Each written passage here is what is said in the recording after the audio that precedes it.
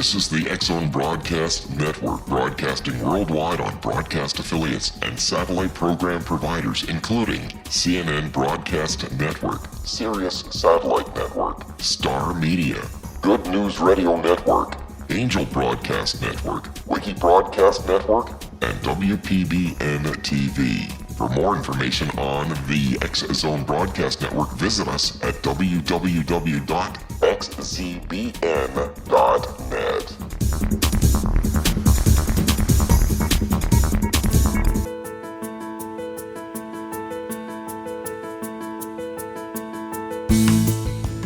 Hi, curious minds out there in our ever-expanding radio land. Welcome to CC with BB, Connecting with Coincidence with Dr. Bernie Beitman, MD, the only radio show in the world dedicated to the study of coincidences, synchronicity, and serendipity. We are coming to you through the X-Zone Broadcast Network, located in Hamilton, Ontario, Canada, and broadcasting all over the world. I am a psychiatrist. I am building on the work of psychiatrist Carl Jung by making synchronicity awareness more practical, building on his theoretical work. Meaningful coincidences can provide a new path for spiritual development. Synchronicities, otherwise known as meaningful coincidences, involve both the individual mind and the surroundings. Like meditation, it brings awareness of the interconnectedness of all things. Synchronicity adds details about the relationship of the individual to that unity. Synchronicity offers clues to how that unity works. For example, coincidences sometimes seem to represent signals from another intelligence calling our attention to its existence. The phrase "connecting with coincidence" is my coincidence brand. It is the name of my book, my Psychology Today blog, and my website, as well as my social media sites. Be sure to visit my YouTube channel too, and you'll find there Dr. Coincidence. To find any and all of them, please put "Connecting with Coincidence" in your search engine. Would you like to know how sensitive to coincidences you are? Take the Weird Coincidence survey on my website.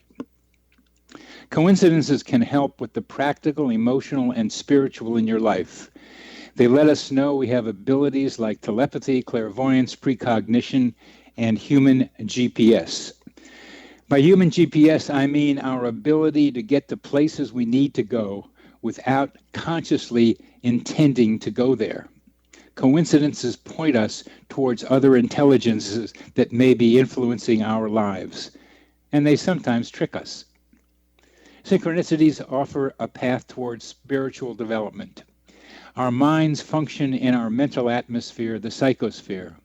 Just as we breathe in oxygen and breathe out carbon dioxide, we also inspire energy information and send out energy information.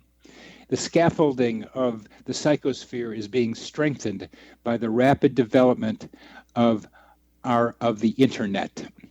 This scaffolding provides support for our psi abilities like telepathy, clairvoyance, and precognition. Our guest today is Michael Jauer. Michael has studied animals and people. And I'm going to tell Michael a story as he's listening in, or two, about a couple of dogs I know. One is named Walter. Walter is the favorite son of my younger son, Carlin. Walter is not really a dog, according to Walter, and according to Carlin and me. He's something else. And I was just in Denver visiting Carlin and Walter and friends. And I love Walter, and Walter loves me. I talked to him on FaceTime, and he seems to listen. And finally, I got to see him again because I hadn't for a while. And as I was leaving to come back to Charlottesville, Virginia, Walter looked right at me as I looked back towards him, and there was a tug in my heart that made me not want to leave. He was just looking at me. No one could tell anything, but he was attached to me and was trying to say, "Don't leave me." Now, Carlin has told me about how difficult it is for him to leave when he goes to work, because Walter does the same thing to him. So Carlin sometimes comes late to work because Walter is tugging on Carlin's heartstrings just the way Walter did with me. Walter is kind of a replacement in my life for my dog Snapper, who I lost when I was 9. And when I came home to find him one day from school, he wasn't there. And my mother told me to go to the police station to look for him. Maybe they knew where he was. The big man at the desk told me, no, he wasn't. We didn't know where your dog was. Sorry, son. And I walked down the stairs back to the sidewalk where I parked my bike.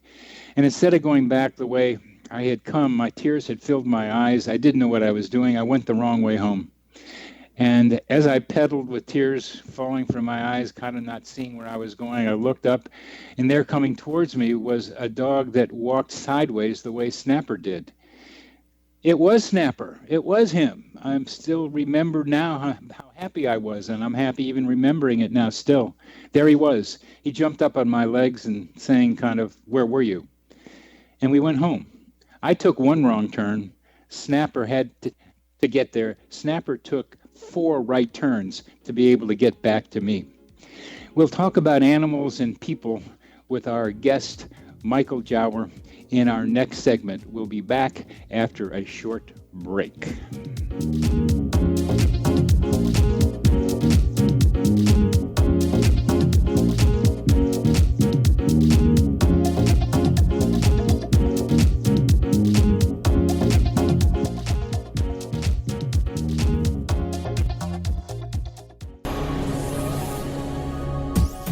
This is the X-Zone Broadcast Network, broadcasting worldwide on broadcast affiliates and satellite program providers, including CNN Broadcast Network, Sirius Satellite Network, Star Media, Good News Radio Network, Angel Broadcast Network, Wiki Broadcast Network, and WPBN TV. For more information on the X-Zone Broadcast Network, visit us at www.xzbn.net.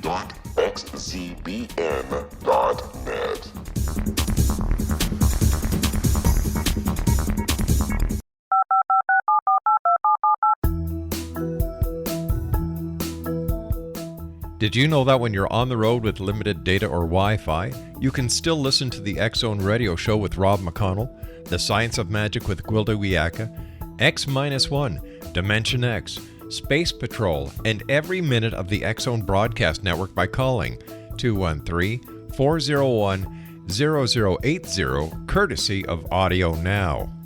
No smartphone, app, or internet needed. It saves your data plan and it's free if you have unlimited minutes. Call 213-401-0080 to listen on any phone, anytime, anywhere. Remember 213-401-0080 for the best of the paranormal, parapsychology, and sci-fi radio programming anywhere, 24/7, 365.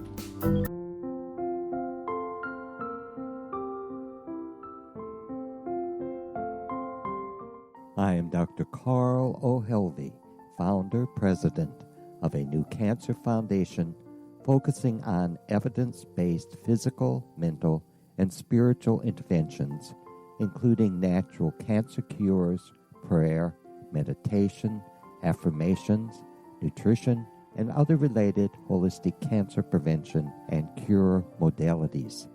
These are used in cancer education, research, and financing care. I ask for your help to continue this important work by donating at www.holisticcancerfoundation.com.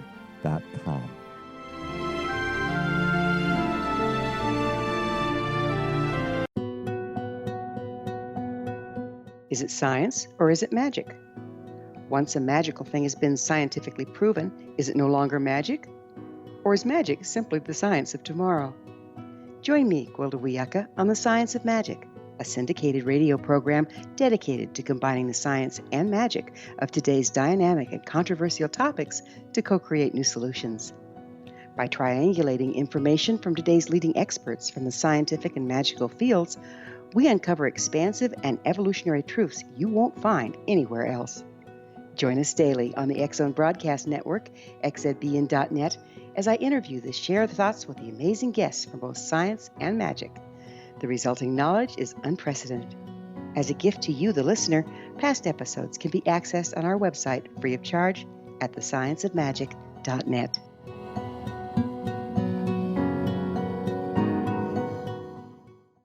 Little children aren't the only ones afraid of the dark.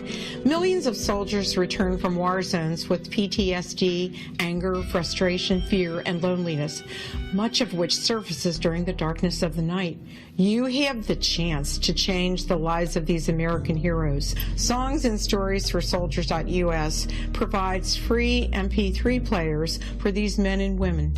With a list of 3 million songs in 16 different styles, 100,000 audiobooks, and 30,000 old-time radio programs, every veteran can find something to soothe and comfort them at no cost.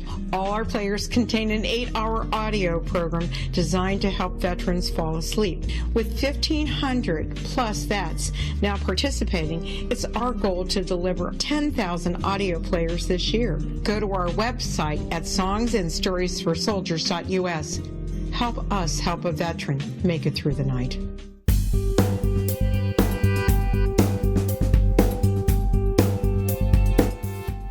Oh, welcome back to CC with BB, Connecting with Coincidence with Dr. Bernie Beitman. That's me. Our guest today is Michael Jauer.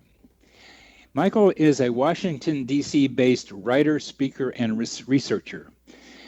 His focus is the nexus of personality development, mind, body, emotion, and spirituality.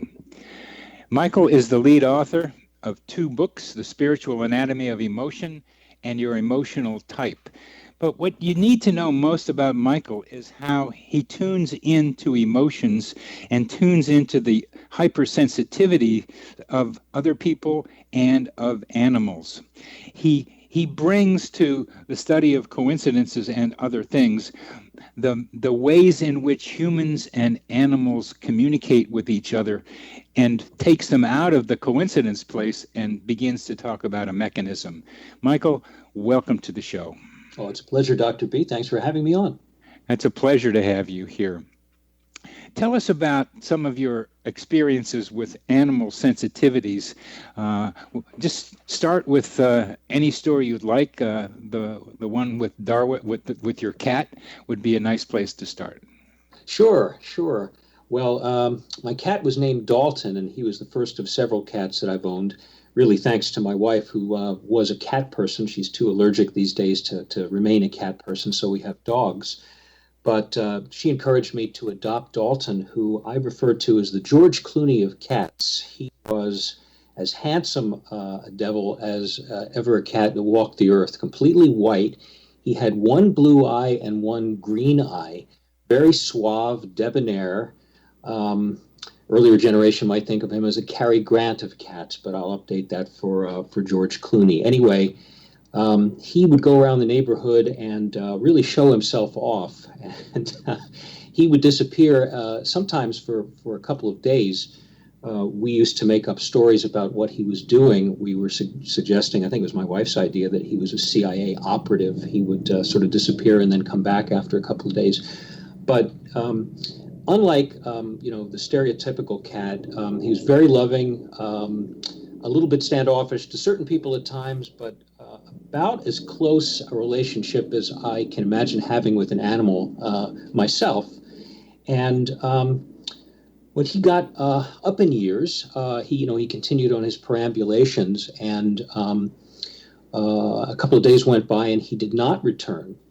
And it was fall. It was around this time of year, actually. I guess it was in September. And my daughter was very young at the time. I think she was just about 2 years old or 2.5 at that time. And I went out looking for him, somewhat distressed. After I think the 3rd day, I figured something must have happened. I went all around the neighborhood, could not find him. Found out a few days later from a neighbor that the neighbor had seen Dalton. He'd been hit by a car, and he referred me to yet another neighbor who said, yes, this happened and was near our property, and we sort of disposed of him. So I was obviously very sad about that. I didn't have a chance to say goodbye, anything like that. And the following Saturday morning, we were on the top floor of our two-level home, and it was a beautiful, crisp fall Saturday morning. And I remember we were expecting a girl from across the street, a teenager, to come over, and I think she was practicing photography. She was going to do something in our home. So we had sort of the expectation there might be a knock on the door. In any event, we were talking, I guess my daughter asked me at age 2.5 what had happened to Dalty. And this was the first time, I had to confront with a young child saying something about death. And so I knelt down. I was at the top of the steps. I knelt down. My wife was just a few feet away, and I started to explain to my daughter that Dalty was not coming back. And this was somewhat emotional for me. I felt my voice catching a little bit. And just at that moment, we heard a couple or three knocks on the door.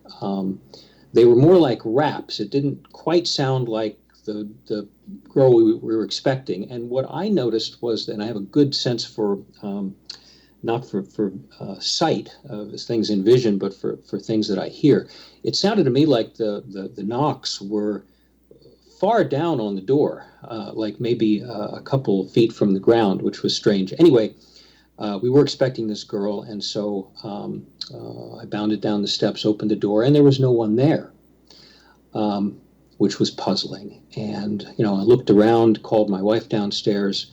We wondered if this were a prank.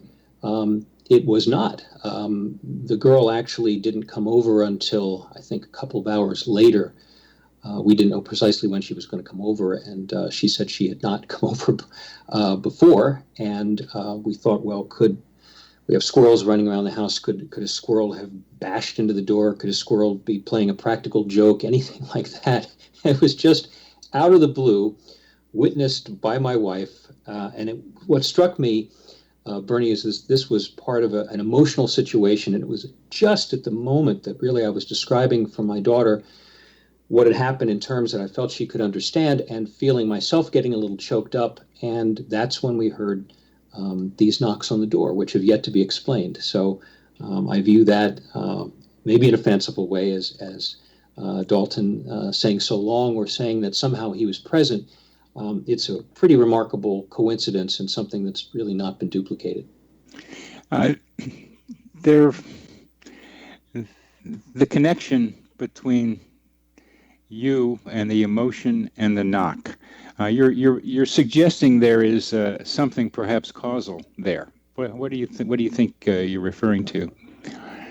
Yeah, I don't know, causal, or Jung talks about acausal. Synchronicity as almost existing out of time in a sense. I don't know what to make of it, but I do like your concept of the psychosphere.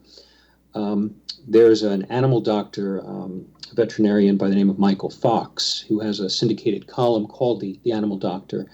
And he's come up with essentially the same concept. He calls it the empathosphere.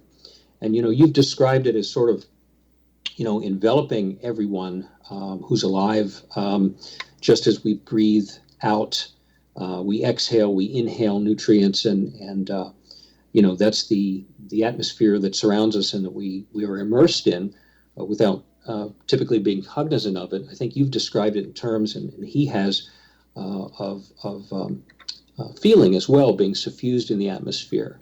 Yes. And I think that this is perhaps the case, although we don't typically recognize it, but it's these outliers, these anomalies, these strange occurrences, synchronicities, remarkable coincidences that I think indicate that may be the case. This more and more, I'm convinced that there is this sea of emotion and ideas floating around us and through us.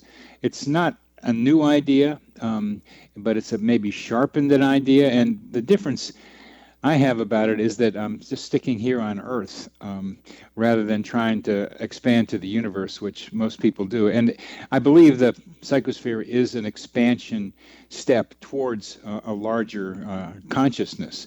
But it's not complicated enough down here to just stay with it within the Earth's atmosphere. Would you please comment on the Snapper story of Snapper and I finding each other? Oh, I love that. And, it's not unique. I like the sense that, what you said about his taking 4 right turns to reach you. There are stories that are legion, I suppose, that talk about animals traversing great distances and, enduring a lot of hardship cross country, to get back to their family.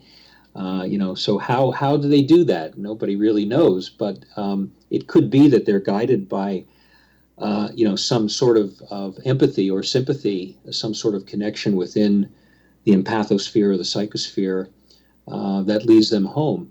And that's, part of the reason that I like studying animals and writing about them in my Psychology Today blog is that they live, in my estimation, closer to the bone.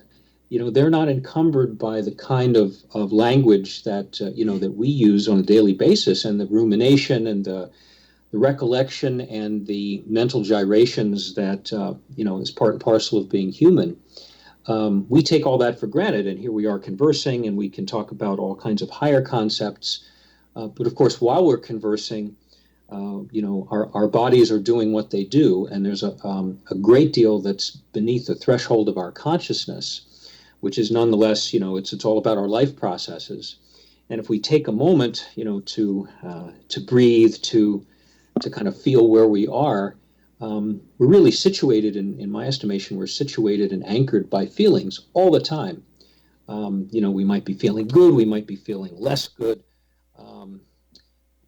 We're feeling something all the time, even though we may not be aware of it. It's a kind of a complex palette of information that we're getting from our bodies, and we're monitoring the environment for threats and for opportunities and so forth, and that goes on all the time outside of awareness. And I think that animals, because they don't have the type of complex language, at least so far as we know, that we have as human beings, my sense is that they may feel things more acutely. They may get information from the environment that's a little more difficult for us to come by, just because we live at sort of a higher mental level, and we're not so attuned to things in our bodies and connections with our environment as animals may be. And the other interesting thing, of course, about animals, mammals in particular, is how closely aligned they are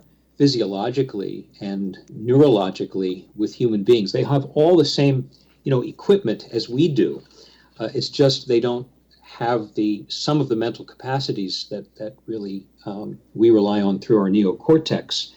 And Darwin said that the variations among creatures are differences in degree rather than in kind, and that's certainly the case among mammals. And I think that we can learn a lot from observing other mammals, and these coincidences or remarkable situations that occur with our pets in particular. They're the mammals that we have the closest emotional ties to.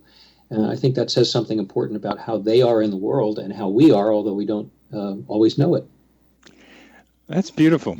They don't have our prefrontal cortex specifically that we use to navigate in our worlds.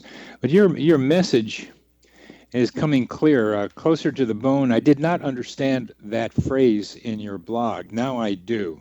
I think it's more like closer to emotional awareness, or not blocked by cognition, is the more way I think about it. Not that they're not thinking, because they do that, but absolutely, not the way we do. Not the way we do, and as much as we do, I mean. Yeah, they have their own processes. Each species, I'm sure, has unique attributes, but we have a lot of the same equipment. Yes. And Yes. so when a human being, when someone says, "Oh, I feel it in my bones," that is a phrase in language that, but they're trying to convey something that is deeply felt, that they don't need to cogitate a lot about. So that's how they come up with the phrase, "I feel it in my bones." And I think there's a physical truth to that. I suspect that that's really a lot of how animals go through their day. I think We're coming to the end of this segment, Michael, and we will be back talking about our pets in the next segment.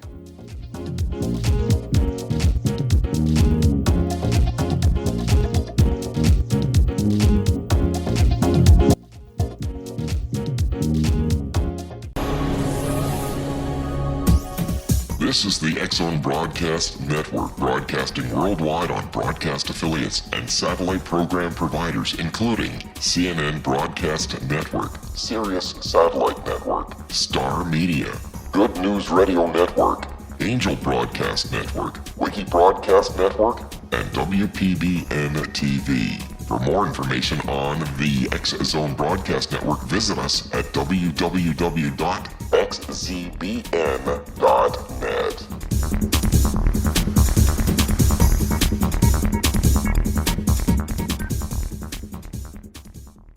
How would you like to be able to read other people's minds? Well, the next best thing is here. When you know how to read a person's name, you know how the person thinks, feels, and behaves. Each letter in our name holds a key to unlock our true essence. Our name contains both our gifts and challenges in this lifetime. Mnemology science discovers personality secrets hidden in the placement of the letters of our names, including the first and last impression people remember about us. Sharon shows us how to interpret the arrangement of letters as outlined in her book, Know the Name, Know the Person. Sharon Lynn Wyeth created mnemology science after 18 years of research and testing her theories, and has supported thousands of people around the world in understanding themselves and others better. You'll enjoy Sharon's unique teachings as she shares her system to learn the gifts behind your given birth name. Even if you don't like your birth name, there are jewels in this book. If you're thinking of changing your name, ready to name your child, or wanting to get along better with others, this is the book for you. If you'd like to improve your relationships and change your life for the better, get the book today, Know the Name, Know the Person, or visit www.knowthename.com. That's www.knowthename.com.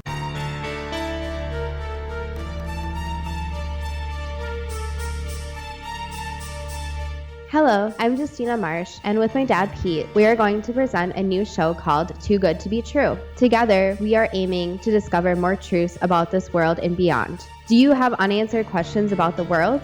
Do you ever wonder about aliens, conspiracy theories, or the universe? There are many shows discussing subjects such as pyramids or UFOs, but we want to relay this information based on our own research, including from spiritual means. Hopefully, listeners will be helped with their own beliefs and will appreciate the psychic insights that add to the previous research and information. We both look forward to sharing this insight and beginning this journey with our listeners. Visit xzbn.net for more information about when to listen.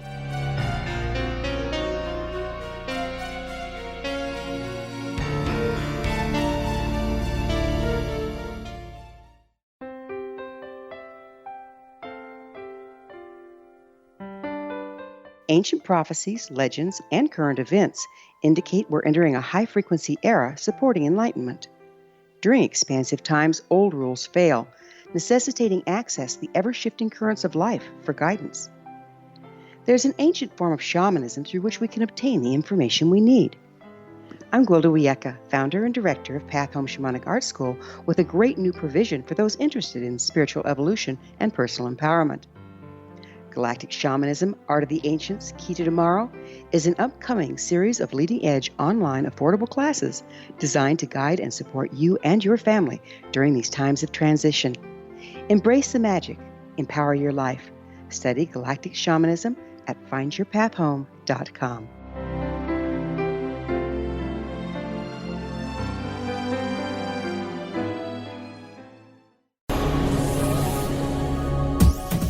This is the X-Zone Broadcast Network, broadcasting worldwide on broadcast affiliates and satellite program providers, including CNN Broadcast Network, Sirius Satellite Network, Star Media, Good News Radio Network, Angel Broadcast Network, Wiki Broadcast Network, and WPBN TV. For more information on the X-Zone Broadcast Network, visit us at www.xzbn.net.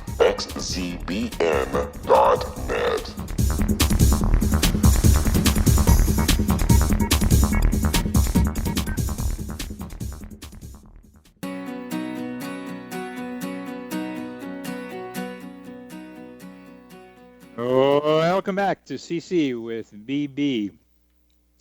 Connecting with Coincidence with Dr. Bernie Beitman. Our guest today is Michael Jower, and we are talking about our pets.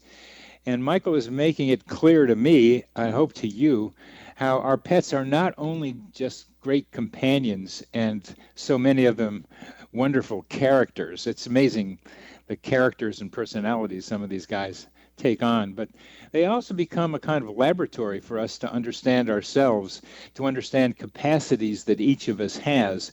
In other words, to be able to pick up emotional information, to be sensitive to our environment through emotions the way our animals are. Now, Michael, I told you a story a little bit about Walter, my son's dog, and how he made me, and certainly does it to Carlin, make guilty about leaving. Could you tell us what you make out of that, please? Well, my experience is that animals can communicate a lot through their eyes. If we're sensitive to that, it's just like reading people in different ways. But animals, I think, especially our pets, seem to be able to tell us things through their eyes. And I had a remarkable experience with a cat named Persephone. A few years after Dalton's passing, we became, ultimately a dog family, but in our latter stages of being a cat family, Persephone was a very sleek black cat. I would call her the Audrey Hepburn of cats. She was very, very elegant. You make movie stars out of these guys. She really was. I could see her easily with George Peppard at some point, but so she was very lithe, very smart cat. Like you say, that our animals have personalities, our pets do, and she sort of got her way. Whatever she wanted to do, she seemed to have her way in the world. And but even I think more than Dalton, she was loving with not just with me, but with other family members. With my daughter in particular. I remember Persephone had a stroke, which set her back. She recovered, but she passed away, I think, within about 2 years of having had that initial stroke. And I'm pretty sure what felled her was a second stroke. And what I recall was one evening, and this was the day before she died, one evening, I was walking down my driveway. I don't know if I was taking the trash down or just taking a stretch or something, and she would follow me around. It was very endearing. Wherever I was in the yard, if I were working outside, she would follow me around, and she had the loveliest purr, and she would commune with me if we were outside. On this occasion, I was just walking down the driveway, and I bent down to pet her, and she looked up at me with an expression of bewilderment. It was the darndest thing, Dr. B. I haven't written about this, I don't believe, but I certainly spoke with my wife about it. It was an expression I'd never quite seen, and it was emanating from her eyes. And the question was something like, "What is going on?" Those were the words that occurred to me in my mind, and I didn't know really how to react to that. It was just kind of odd, and I just, stroked her and tried to be reassuring. I really didn't know how to react to this or what this betokened. In retrospect, I think something was going on and she was communicating something. I think she was in some form of distress because the following day, a neighbor found her and she had passed away, and I believe it was a second stroke. And I think something was happening with her that she was puzzled about, and she didn't know what to make of it. And somehow I believe she communicated that to me. Beautiful. Beautiful. In one of your Psychology Today blog posts, you mention life-threatening emergencies and how these emergencies can produce a distress signal. You saw it in Persephone's eyes, but I'm assuming this distress signal that you are referring to there can be transmitted over time or space. Yeah, I think there's something about emotion that fuses elements of our experience together that we typically, mentally separate into different categories. And time and space, I think, really go together. There's a chapter in my book that I devote entirely to time and trying to figure that out a little bit. It's a very, very complex subject. Oh, yeah. I can't remember. Which book is that, please, Michael? This is called The Spiritual Anatomy of Emotion. And it's the first of my two books, and it delves into, well, there's probably a good part of a couple chapters that talk about pets. And I'm trying to remember the philosopher who brought this out, but his conception is that time and space are always fused together. In other words, where you're sitting right now and talking to me, and I'm sitting and talking to you, and our listeners are sitting listening to us, is a time and a place. Their time and place is slightly different than our time and place. Right. And yet, it's hard to conceive of something being either out of time or out of place. So, these dimensions of existence go together. And there's something about emotion, to me, the closer I examine it, the more closely people are bonded, or people and animals are bonded, or even animals and animals are bonded. I think there's something in the emotional connection that allows convergences of time and space more readily. That may be the best way I can express it. But I really think there's something in the emotion itself. I almost picture emotion as being another binding force in the universe, along with, the weak force and the strong force and different atomic forces. I almost view emotion as either being suffused throughout existence or as a conduit for us to get information about those closest to us. It may not be, it may be something startling, like that knock at the door that takes us unawares. It may be something that we're searching for, as when you were searching for snapper.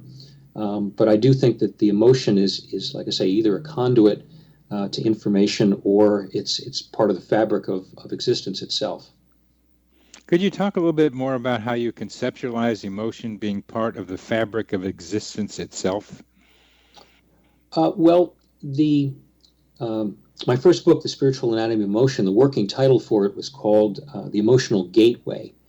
And my website is emotionalgateway.com. And I guess I view emotion as simultaneously physical and mental and spiritual. I guess I view emotion as a connecting force within ourselves, within each of us.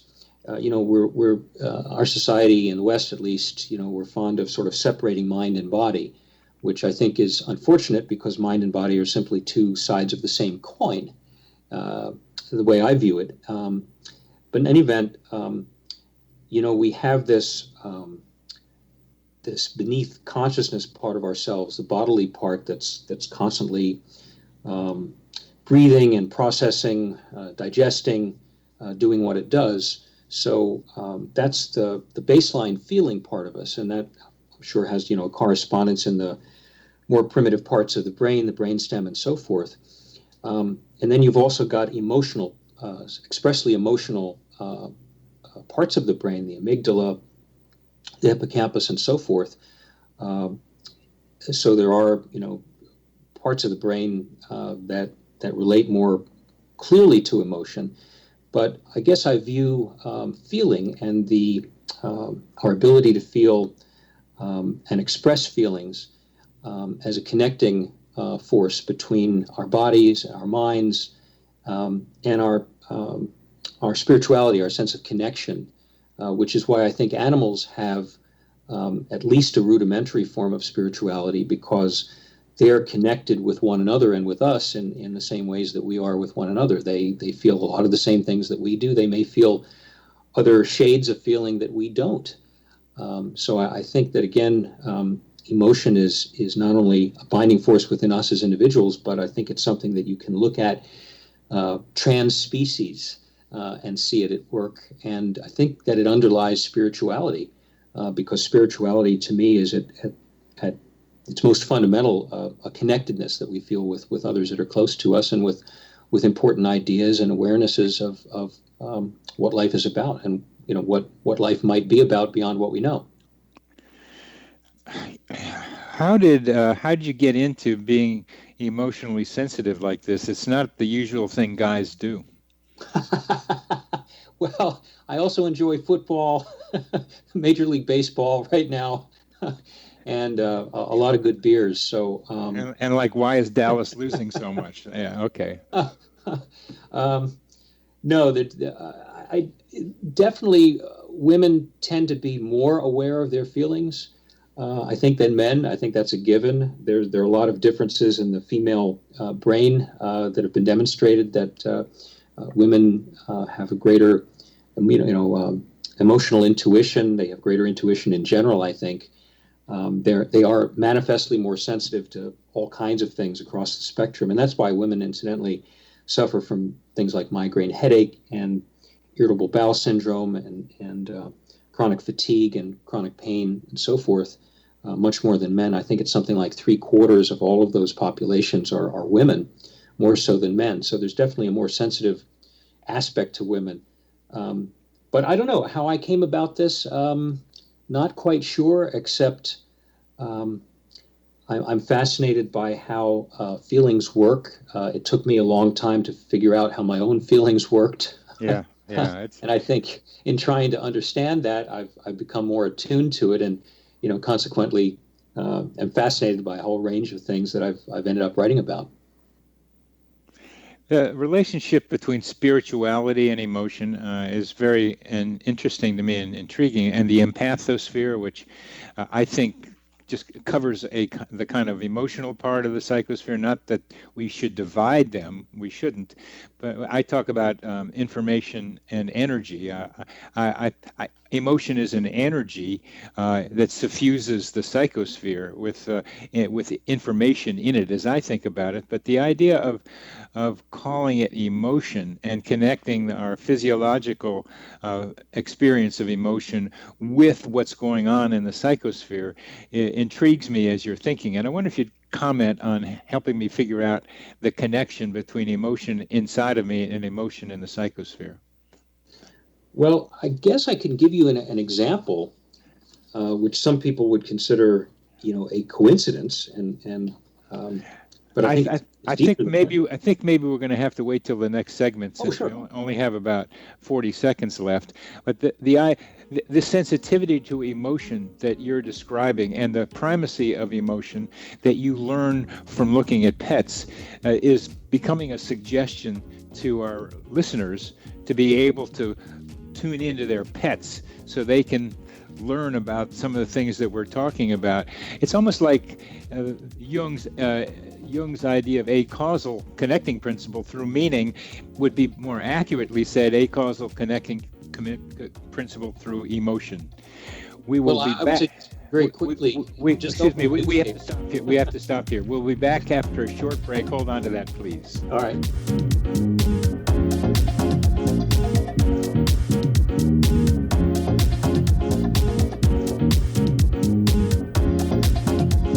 The Earth is under ever-increasing pressure from untenable lifestyles and growing populations. Yet, viable answers seem in short supply. What if I told you there's an ancient form that can empower you to take charge of your life? What if your entire family could be enfolded and supported by life itself, Finding Safe Passage Through Challenging Times. I'm Gwilda Wiyaka, founder and director of Path Home Shamanic Art School, with great news. An upcoming series of leading-edge online affordable classes based in an ancient form of shamanism, easily learned and used by your entire family. Galactic Shamanism, Art of the Ancients, Key to Tomorrow are a series of online adult and children's lessons instructing your entire family on natural law, how to cooperate with and be supported by the powers of the universe. Visit findyourpathhome.com to find these unique and powerful classes. This is the X-Zone Broadcast Network, broadcasting worldwide on broadcast affiliates and satellite program providers, including CNN Broadcast Network, Sirius Satellite Network, Star Media, Good News Radio Network, Angel Broadcast Network, Wiki Broadcast Network, and WPBN TV. For more information on the X-Zone Broadcast Network, visit us at www.xzbn.net.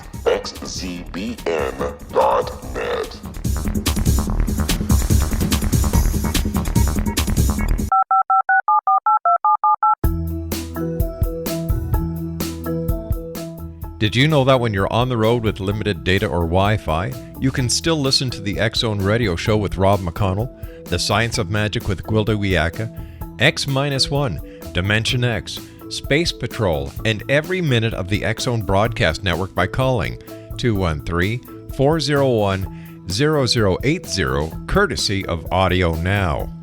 No smartphone, app, or internet needed. It saves your data plan, and it's free if you have unlimited minutes. Call 213-401-0080 to listen on any phone, anytime, anywhere. Remember 213-401-0080 for the best of the paranormal, parapsychology, and sci-fi radio programming anywhere, 24/7, 365.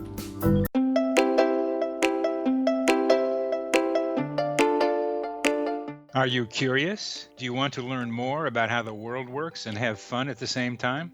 Study coincidences with me, Dr. Bernie Beitman, MD, on my Connecting with Coincidence radio show, here on the XZBN network. Listen to Jungians theorize, statisticians randomize, true believers evangelize, while I categorize. I dance to the rhythm of coincidences. People who experience me see more of them. Maybe something on the show matches a thought in your mind.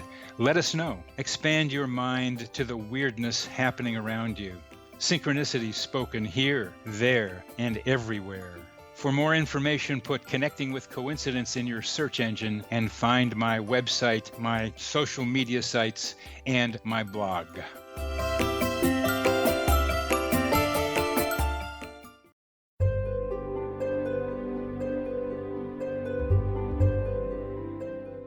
What is truth? Historically, we viewed things as either being true or false. Now, as we enter a more expansive era, we find the question is not, is it true, but rather, how true is it? I'm Gwilda Wiyaka, host of the Science of Magic Radio, a syndicated, internationally broadcast radio program dedicated to uncovering this ever-expanding truth. Join me daily on the X-Zone Broadcast Network, xzbn.net, as I interview today's leading experts from the fields of science and magic to uncover the hidden truth between the lines drawn in the sand. What we unearth in our discussions is not only amazing, but totally unprecedented. You won't want to miss a single episode. In service to our listeners, past episodes can always be found on our website with our compliments at thescienceofmagic.net.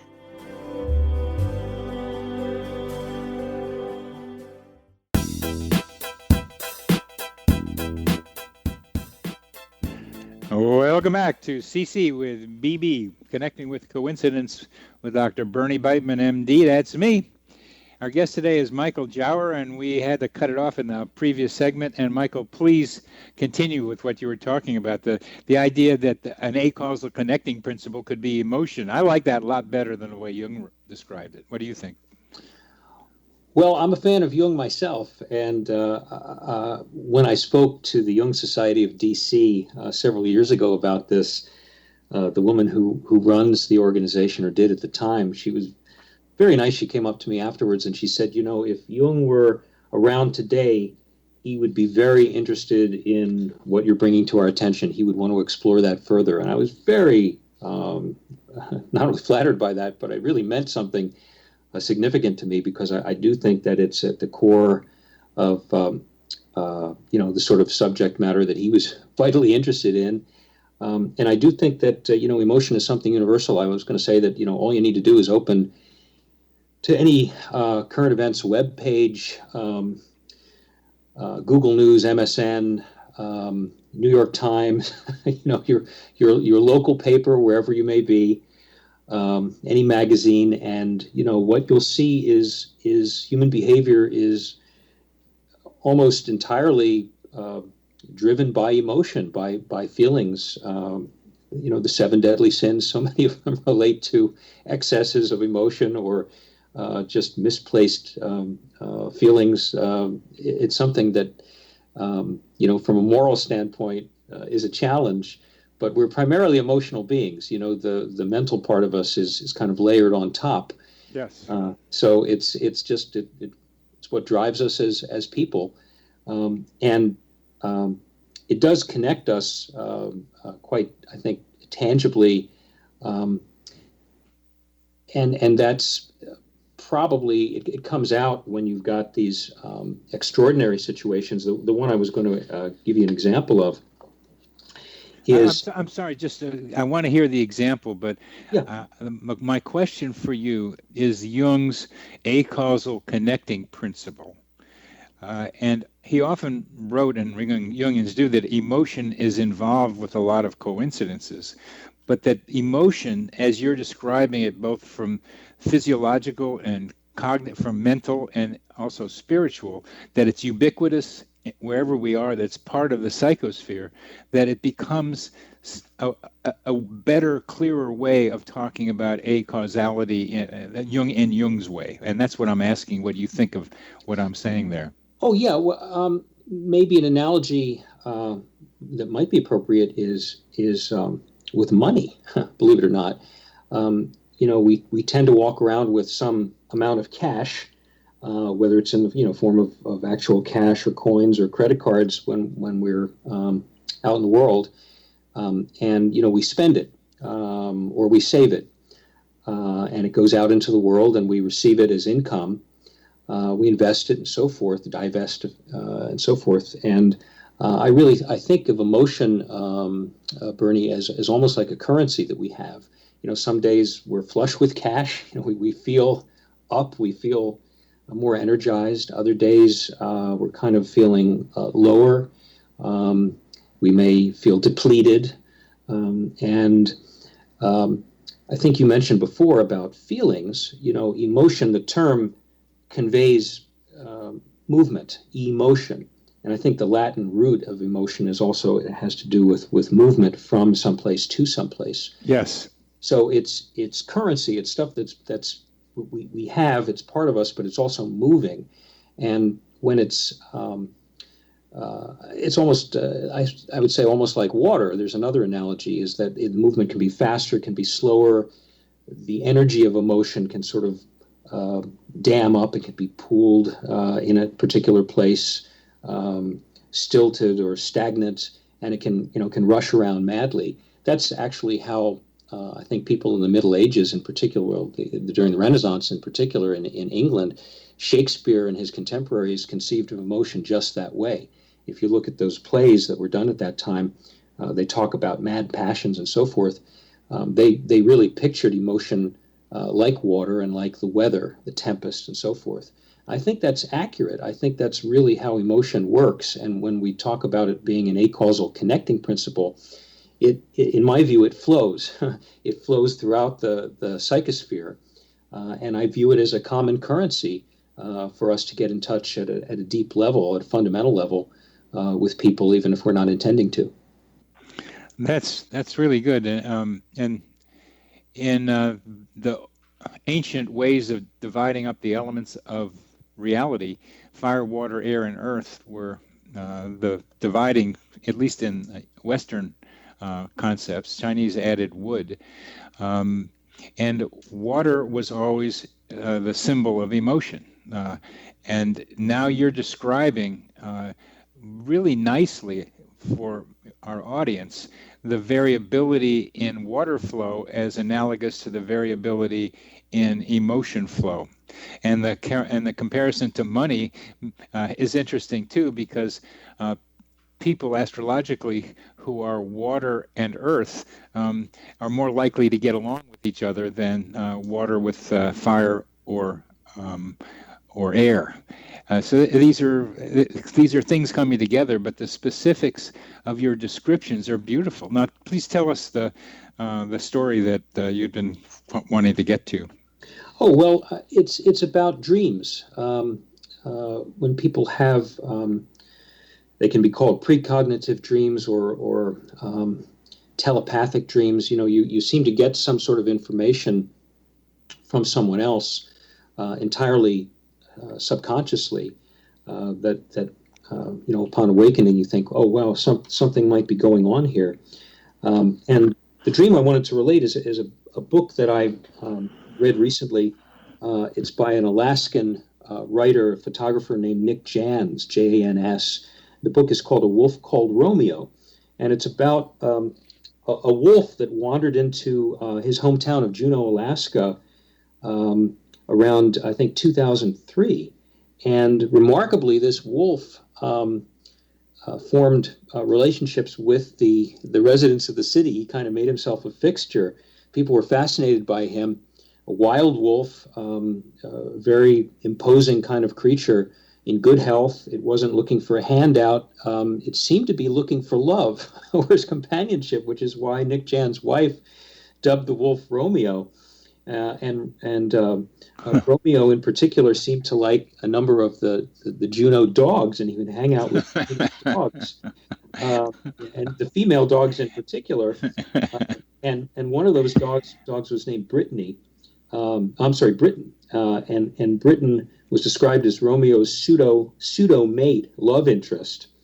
And Britain was owned by a friend of Nick Jan's named Harry Robinson, who himself communed with Romeo on the outskirts of town and got to know him very well, probably better than anybody else in the town over about 6 years, until, unfortunately, Romeo was shot by some hunters, and ironically from out of state. In any event, in September 2009, Harry Robinson awoke from a nightmare, and he felt Romeo scream. That was his phrase. I felt Romeo scream. Not I heard Romeo scream, but I felt Romeo scream. He said, I could hear it inside my head. He was in agony. I saw him turn to bite at his side, and at that moment I knew he'd been shot. The next day, Romeo did not appear as usual to greet him and Britain, nor did he over subsequent days. And interestingly enough, later, there was another guy named Vic Walker, who's a local veterinarian, who knew Romeo in his own way, and he had a dream of Romeo being wounded, not exactly the same dream. In his dream, the dog had been shot in the jaw, and the bone was totally shattered. But they found out years later that they'd had dreams approximately the same time. And again, I look at this as kind of significant because while not everybody who was in touch with Romeo, who knew Romeo, and embraced the wolf, had these forebodings or these types of dreams. At least two people did, and again, you can view it as complete coincidence, or you can look at it as that is as something completely random. But I think it's something other. I think it's a meaningful coincidence. I think it does speak to the connection that at least these two men had with Romeo, and it goes to show that you don't have to have a pet physically in your house that's on a leash or has a collar around its neck. It can be a wild wolf, and you can form a relationship with a more wild creature.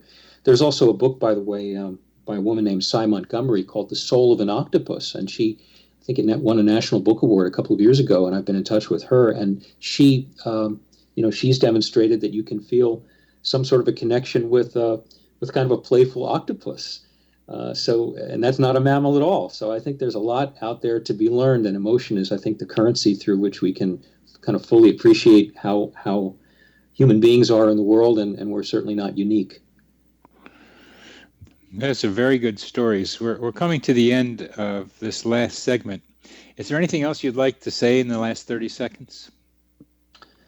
I could make some predictions on Major League Baseball playoff series, but I won't. I would truly be precognitive if I could do that accurately, but so far I haven't been able to. Okay, well, that will be the place that we end, because what you've taught me is that we can look at our animals and see connections among them between us and them in ways that some people may not have considered. And the empathosphere is an important element in my conceptualization of how these things work. Michael, thank you very, very much for being on the program.